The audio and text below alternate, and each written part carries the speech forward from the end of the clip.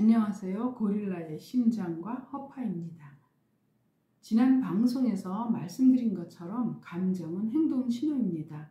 행동 신호는 문제 상황에 따라서 크게 세 가지로 구분하는데 긴급 신호, 보안 신호, 예방 신호가 있습니다. 첫째로 긴급 신호는 지금 발생한 문제를 해결하라는 의미입니다. 저를 예를 든다면 지난주 화요일에 지인과 저녁 약속이 있었습니다.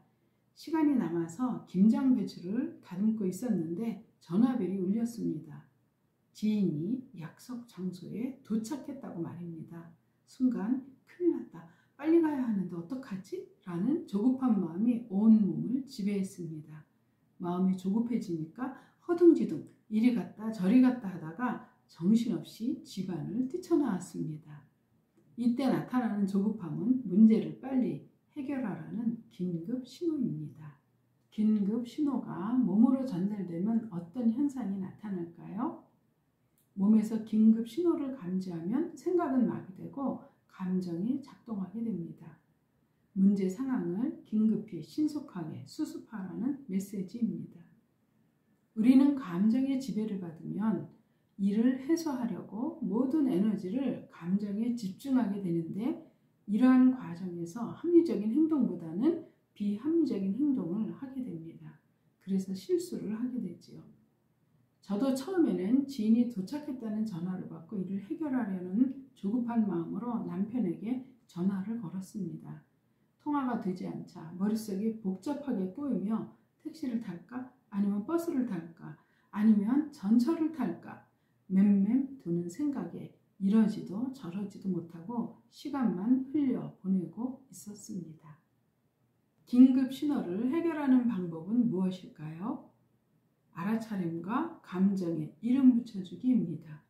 알아차림은 자신이 문제 상황에 빠졌다는 사실을 알아차리는 상태이고 문제 상황에서 나타나는 부정적인 감정의 의미를 알아차려야 합니다. 알아차리는 행동과 그러지 못한 행동에는 큰 차이점이 있습니다. 감정의 의미를 알아차리지 못할 때는 부정적인 감정이 부정적인 행동을 유발하여 부정적인 결과를 가져오게 됩니다. 반면 감정을 알아차리면 부정적인 감정으로 꽉 채워진 마음이 가라앉으면서 마음의 공간을 만들게 됩니다. 이 공간은 이성적인 생각이 작동하는 곳이지요. 다음은 감정에 이름 붙여주기입니다. 감정에 이름을 붙여주면 주관적인 감정은 객관화되고 모호했던 감정이 선명하게 자기 실체를 드러내게 됩니다. 이렇게 되면 주관적인 감정으로 둘러싸여 자기 모습을 감추고 있던 사실이 제 모습을 나타내기 시작합니다. 그때서야 비로소 감정 속에 숨겨진 문제에 다가갈 용기가 생기게 됩니다. 긴급 신호를 해결하는 방법을 제 이야기로 마무리하겠습니다. 저는 버스 정류장으로 가는 동안 약속 시간을 잊어버린 문제 상황과 이를 빨리 해결하려는 조급한 마음을 알아차리게 되었습니다. 내 자신에게 이 사실을 알려주었습니다. 내가 잊어버린 약속 시간을 해결하라고 마음이 조급해지고 있는 거야 라고 말입니다.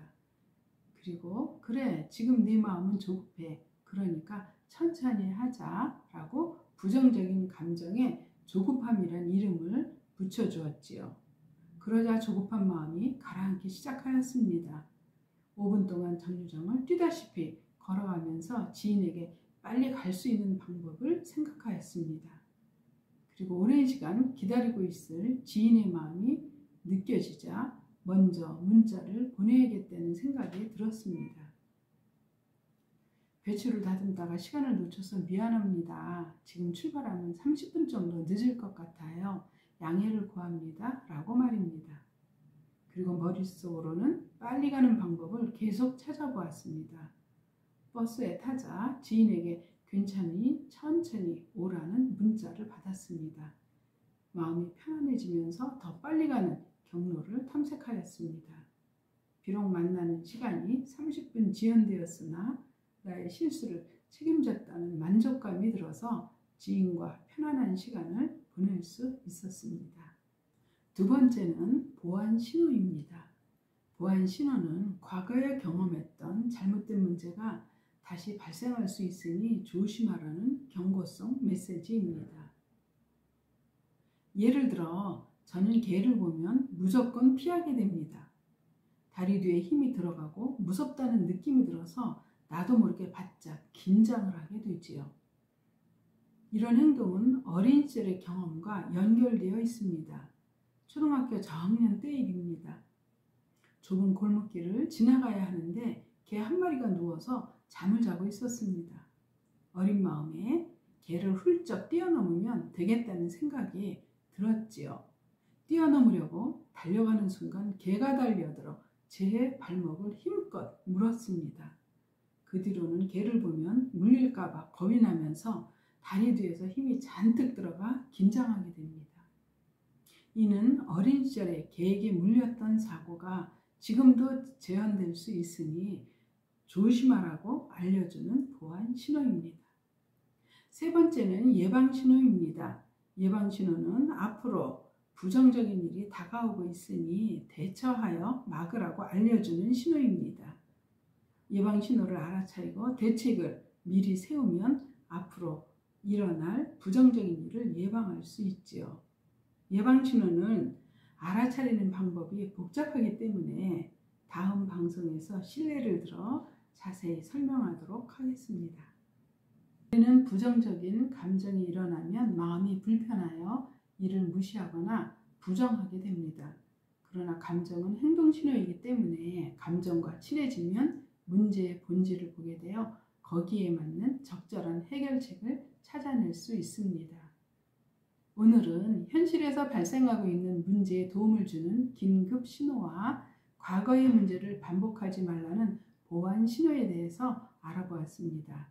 이처럼 부정적인 감정은 문제 상황에서 해결책을 제시하고 있습니다. 그러므로 부정적인 감정이 들면 불편해하지 말고 고맙다라고 말해주시기 바랍니다. 그리고 그 감정과 친해지시기 바랍니다. 여러분은 지금 어떤 감정을 느끼고 있습니까? 그 감정은 긴급 신호입니까? 보안 신호입니까? 한번 생각해 보시기 바랍니다. 감사합니다. 구독, 좋아요, 알림 설정 부탁드립니다. 더 유익한 방송으로 보답하겠습니다.